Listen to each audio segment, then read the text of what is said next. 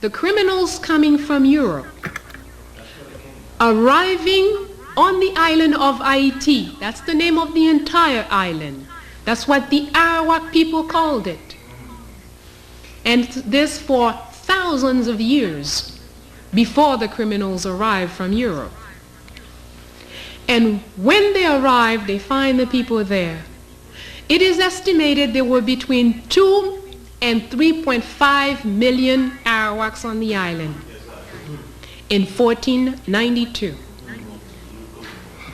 11 years later, it was estimated less than 100,000 people were living on this island.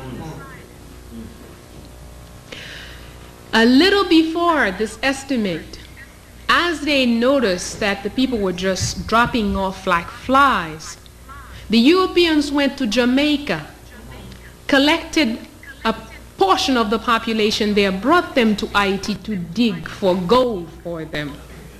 And that population disappeared too.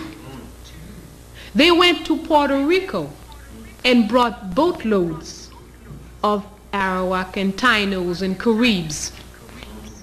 And that population disappeared too in Haiti. We are told this whole process is supposed to be a civilizing process. We are told the Arawaks were savages. We are told, in some cases they even say they were, what's the word they like to say when you eat people? No, cannibals. Cannibals. They were cannibals. But you know, these Arawaks were living there for thousands of years and multiplying. 3.5 million people eliminated in less than 11 years. A few Europeans came. The Europeans were never more than a few thousand on the island. If we had 3.5 million cannibals on an island, and a few thousand Europeans came, and after 11 years, the cannibals were all dead, and the civilizers were still there. Is there something wrong with this information? Something definitely something wrong with that information. Very, very wrong there. Shout out to that queen, mother, goddess. I have nothing but love and honor and respect for her, and I know her intentions are pure. But if you're familiar with this channel, you know that we question the narrative, and we're here to expose the paper genocide. So there's a couple of things that she said that I want to, sit on for a little bit. 3.5 million people on the island, and a couple thousand Europeans, and they were wiped out, the indigenous, wiped out in just about a decade. She said under 11 years. So in past episodes, we have shown the primary sources, which shown that well into the 1500s and the 1600s, that the island was still dominated by the Maroons, and that the Europeans had settlements, and that they weren't able to come out of their settlements if it not were in large envoys, because they would be raided. So the indigenous people still dominated the island, so that wouldn't add up to the primary sources. That's just not factual. That they would all be wiped out in 11 years after Columbus and his crew arrived. Also, we would have to question where is this information coming from? That the Europeans, a few thousand Europeans, are so powerful. This is before vaccines. They're so powerful that they are able to wipe out by, I'm sure, fighting and disease. Millions of indigenous people that were there for thousands of years. These people know the land. They're in their territory now. These people know the land.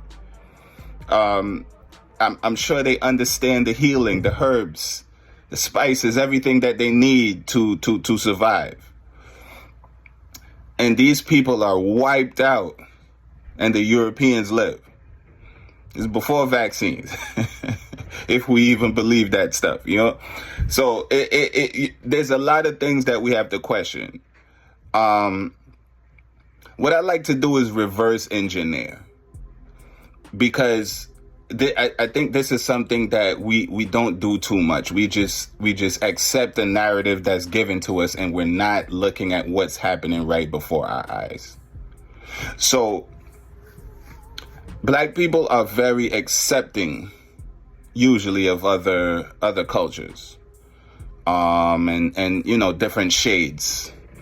You know, we're not usually the ones that are, you know, a little bit mistreating of people that don't look like us, usually.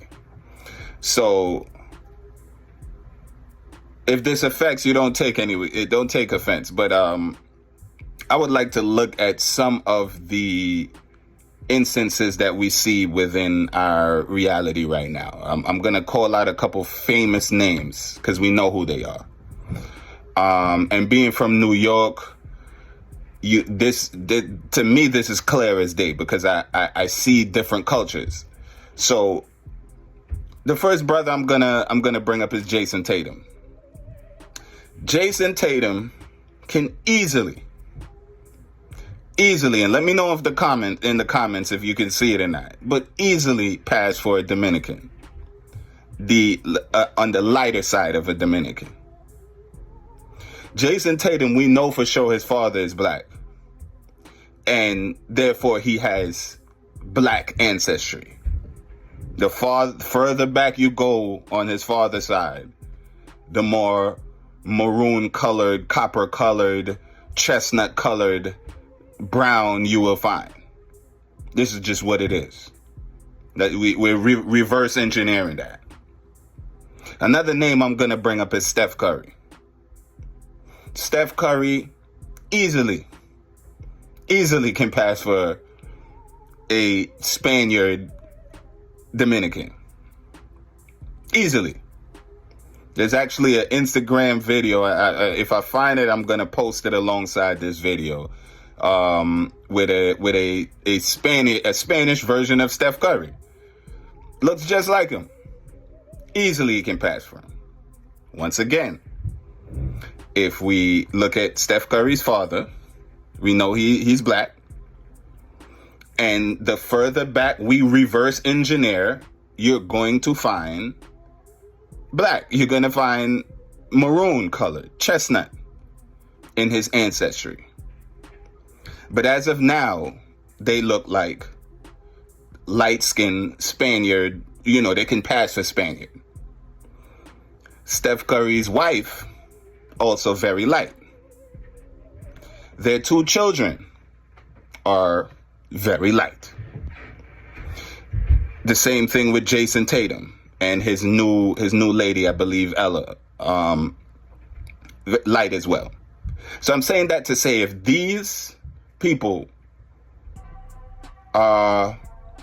reproduce with other people that look like them, they are going to have offspring that look similar. That's just what it is. We can see that now. That's not up to debate to me. Okay? Understanding that, we can look at the island of Haiti, Dominican Republic, Hispaniola, as they call it now, and reverse engineer those that are on the lighter side, Spaniards, and they still speak Spanish now. Those on the lighter side, we can reverse engineer and understand that they are descendants of the Spaniards that arrived there. A lot of them are mixed. You can usually see it. They're not completely white. There are those white ones. Then there are those that are mixed. Then there is, on the island, I would assume is the majority, because the whole of Haiti is, or the vast majority of Haiti is melanated. Highly melanated. And in the Dominican Republic, I personally know Dominicans that are my complexion.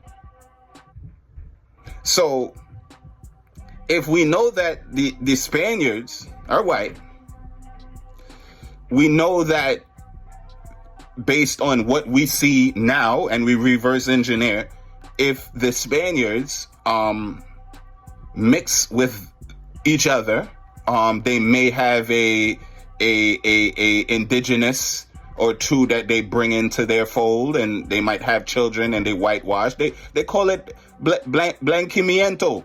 I'm probably not saying that correctly, but we're going to dive into that as well. The whitening. This is well known in history. Okay? And you know, they say birds of a feather flock together, you know, so it's you know, it's nothing wrong with that. But if they stay with their kind, we can see to this day those that are descendants of Spaniards. So if they're descendants of Spaniards, the paper genocide, this is where it gets deep, would be to manipulate those who are not descendants of Spaniards. This is why this is pushed upon you. The narrative is pushed upon you that all of those who are indigenous are gone. They're all dead. They killed them. They were just dropping like flies. And like you said, in 11 years, 3.5 million. They killed all of them. And they had to justify some more. Oh, we took some from Puerto Rico too. And we took some from Jamaica. And they were just dying. They all died. And then, in that short period of time, we were able to go to Africa without resistance. See, in past episodes, this is why I went through different revolutions, revolts, and resistance, because we have a pesky nature to be free. This is natural to humans. Okay? So, including the revolts and the rebellions, including the Europeans being on their turf in the tropics, they were able to wipe out millions in a decade, according to her. And then, without these modern technology, able to go to Africa and bring back millions. Now, and after all of this rebellion and stuff, like we've said before in past episodes, they still said, you know what, we need more blacks to work the land. So we're going to risk more rebellion. None of it makes sense. None of it makes sense. And I'm currently reading a book called White Cargo, where it's exposed that the Europeans were the first slaves. They were bringing their people to do the work. But that's neither here nor there. We're going to get to that. So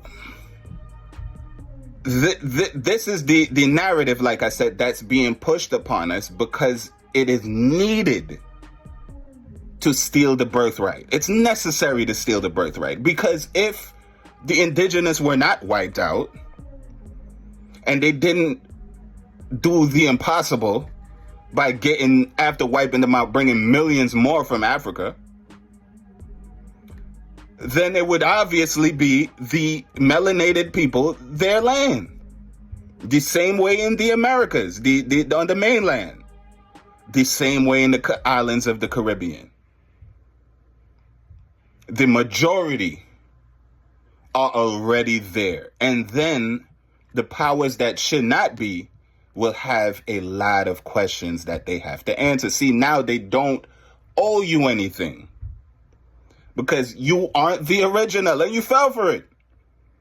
And I get it. We all fell for it because there's a narrative that's been given to us. We have not been able to analyze the primary sources. And a lot of us, we don't use our common sense, and we can't, we can see it right in front of us, and we're not able to reverse engineer and understand, wait a minute, if you look like this, then how come this, that? We're not able to do that. So we fell for the okie doke. Because I'm telling you, it's a dangerous game if now you are the indigenous to the land. They owe you. This is your land. Anyway, so as we can see with, like I said, the examples we brought up, Jason Terry, Steph Curry, these, if they continue to mingle and, repopulate with each other, they're going to look that way, and it's a clear example of, you can see to this day, if you observe anybody from that island that we're speaking of, originally Haiti, who is of Spaniard descent. And there's a narrative, it feels like those on the lighter side, who are clearly Spaniard, the descendant of Spaniard, seem to take on and it happens in Puerto Rico as well, take on the Taino, like they're the Taino. And in my first episode, this is, what the lady was speaking on. She just had a similar narrative to this lady as well, but that was the narrative she was speaking on, that, listen, black people have Taino descent too. There's a narrative. I'm in New York. There's a narrative that the lighter side, Spanish-speaking culture, the Dominicans and the Puerto Ricans, that they're descendant from Taino, and that the darker ones are African. It's preposterous. It doesn't make any sense. It's a lie. It's part of the narrative. Okay? And I would expect that. But if they are descendant of the Spaniards, okay, we can see the mix. We can see the white in them. We can literally see it. How did the indigenous look? Okay, and that's the issue. They would have you believe that the pictures, the Indians, the Hollywood Indians. That's what they want. They want you to believe that the Hollywood Indians are the indigenous on the lighter side, and then they mixed with the white Spaniards, and now we got the Jason Tatum, Steph Curry Spaniards that are actually closer to the indigenous than the blacks. This is insanity. That they are the Taino. They have Taino blood. And that the blacks, the darker ones, the chestnut, the maroons, they are actually from Africa. This is how deep this is. This is a deep manipulation. Okay? And if we really study this, which one makes sense? This is why I keep going over this. This is because we're gonna dive deeper, but this is kindergarten right here. Which one makes more sense? According to the primary sources, they still dominated the island in the 1500s. We looked at the origins of these words, these maroons. Okay? We went through that. Check out these past episodes. Okay, which one makes more sense? Millions and millions wiped out by a couple thousand in a decade. And then millions more transported over the Atlantic Ocean. Does that make sense? Versus a paper genocide, a repurposing, a changing of the name, a paper genocide. Which one is easier? Which one makes more sense? Using the reverse engineering. The Spanish settlements to this day, they're still the Santo Domingo. We can look at people to this day, right now, just a couple hundred years later. A few generations later, and see who's descendant of a Spaniard. They still speak Spanish to this day.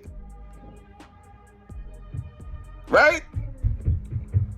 And according to how we know the revolutions and the revolts that went on, you attack and you take captive of certain leaders. You bring in Christianity. You ban certain things, and you do a piece by piece destruction of the society, and you quell, extinguish.